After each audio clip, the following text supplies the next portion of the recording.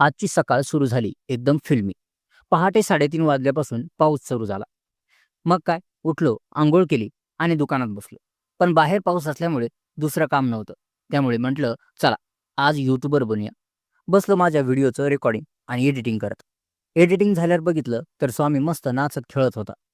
बघतो तर काय, आमच्या भक्तिमाऊने स्वामीसाठी एकदम डिजिटल राखी आणली होती, ज्याला लाईट लागत होती. स्वामी तर तिच्यासोबतच खेळत बसला.